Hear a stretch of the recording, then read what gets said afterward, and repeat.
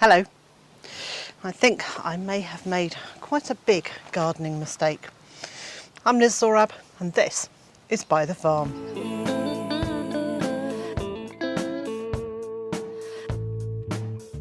We've been here about 6 weeks or so now, during which time Liz has been developing this area as our temporary fruit and veg garden, mainly vegetables actually, just so that we have something that we can eat in the coming months and the early part of next year during that hungry gap. But the thing that I found about this area, well actually there's two things.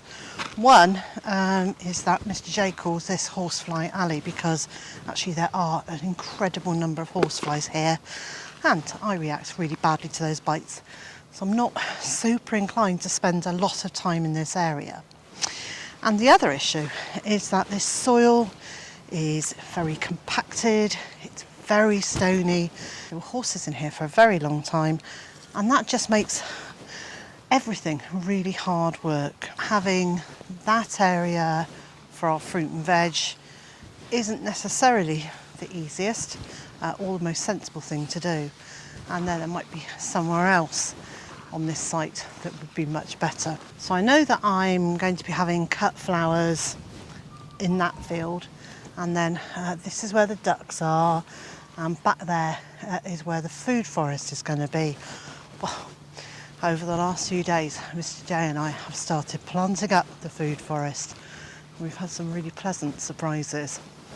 I started off sorting out the layout using sticks and string to get the distances of the rows in which I was going to plant, and then very roughly put down plants in pots like this where they might go.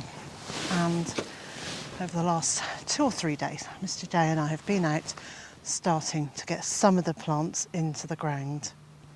One of the first trees that I've planted is this mulberry, and I've put posts into the ground. That would normally be wooden stakes. We didn't have any, and I don't have the strength to get a wooden stake into the ground. But we did have these used metal poles recycled from a trampoline. And we do have a lump hammer that I can lift and get these into the ground. So 4 of those went in, and then I've wrapped it with chicken wire, which goes down and then across the ground by a foot or so to deter rabbits going in and eating the bark from all around the bottom of this tree. And we're not going to do this with every tree in the food forest, but for the more expensive trees like this mulberry, they're going to get this protection. To try and show you the difference between the soil in the vegetable garden, which is very stony, and we had difficulty getting a tree in around there last week. Oh, this reminds me of when we first moved into the last place. And what's here, we're going to plant this tree. This is a rowan. We brought this with us from our previous home. We planted this as a tiny little sapling. It was about knee high when we put it in the ground, and then over the last 5.5 years it's grown a bit. So once we'd made the decision last year that we were going to move, Liz started digging up things like this and potting them so that they would be easier to transport, and then obviously easier to replant wherever it was we ended up. Yeah, so rowan is going to get a new home. These are 30-litre tubs, and it's filled to about halfway, maybe 2/3, with peat-free compost. It's been growing there for the last 8, maybe 9 months. So I'll move my marker line out of the way and the weed suppressing membrane. This is a cornstarch rather than plastic. It will break down over the next 2 or 3 years, but in the meantime it will reduce the competition for nutrients with the plants that we plant. So now Mr. J is going to ably demonstrate, or I hope he is, the difference between the soil here and the soil over by the veg garden.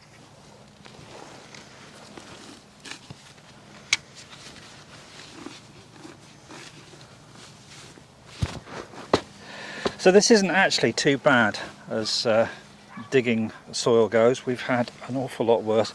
There's not too many stones in here. There are some reasonably large ones pottering about, but generally it's not too bad. As you can see, it breaks up quite easily. You might even get lucky, well, you might not, and see the occasional worm in here. We have found a few. So we've dug the hole a little bit larger than the root ball, and because we're planting on a slope, we've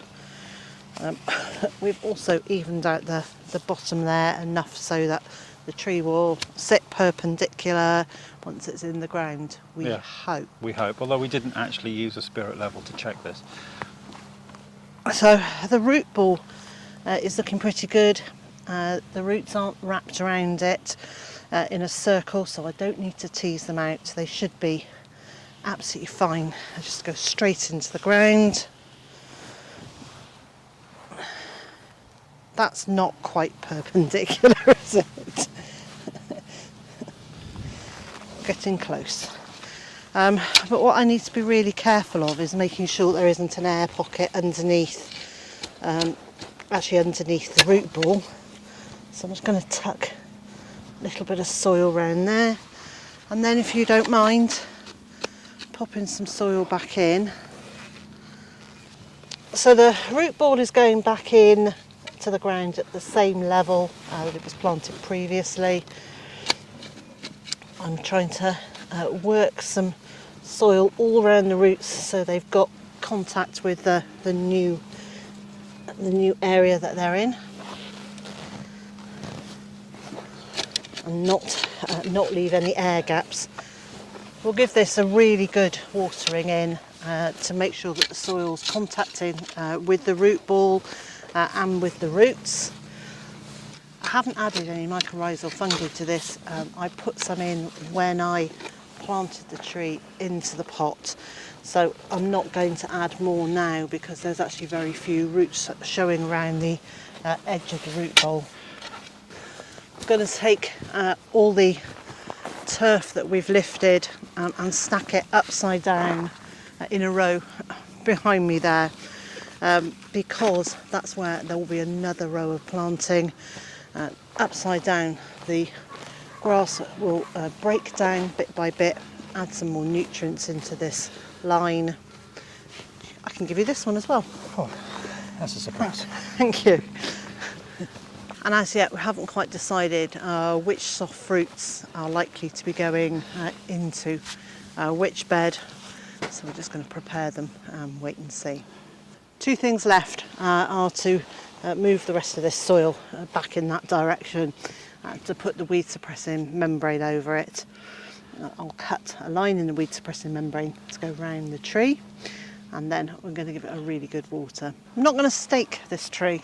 It's been growing for several years in our previous home without being staked, so it's quite strong, it's quite flexible, and is used to really quite a windy site. This is also quite a windy site, isn't it? It is, yeah. However, I'm fairly confident that this will be okay without being staked. I know I quite often talk about observation and taking time to notice things, and this is a perfect example of why that's so important. So I'm really pleased that we started off by getting some vegetables into the ground, because we will now have a few, not many, but a few vegetables for the winter and for early spring.